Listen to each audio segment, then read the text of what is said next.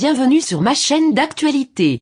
Ici vous aurez toutes les informations, sur tout ce qui se passe dans notre monde, les dernières actualités et celles du moment.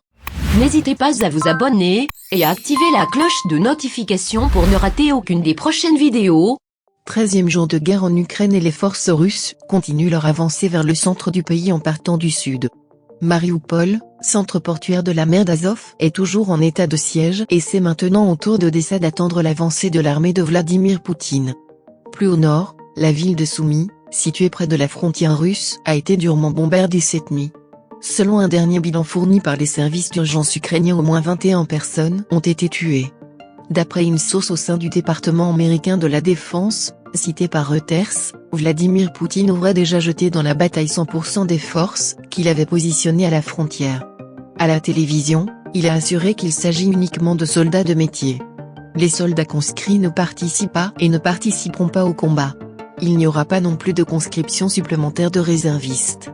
Les objectifs fixés ne sont réalisés que par des militaires professionnels. Je suis sûr qu'ils garantissent la sécurité et la paix du peuple russe de manière efficace, a affirmé le patron du Kremlin.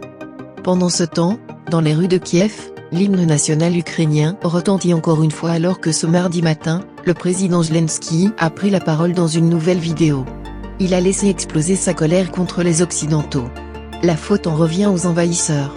Mais la responsabilité en incombe à ceux qui ont été incapables de prendre une décision, quelque part à l'ouest pendant 13 jours, quelque part dans des bureaux. À ceux qui n'ont pas encore protégé le ciel ukrainien des tueurs russes, a martelé le président ukrainien qui affirme être toujours présent dans la capitale. Dans le sud du pays, les manifestations contre l'occupation se multiplient, comme à Chaplinka où face à des drapeaux bleus et jaunes, les soldats russes ont tiré en l'air pour disperser la foule. Loin, très loin, de la propagande du Kremlin qui parle d'une armée de libération. Merci d'avoir regardé cette vidéo. N'oubliez pas de mettre un like, partager. À bientôt pour une nouvelle vidéo.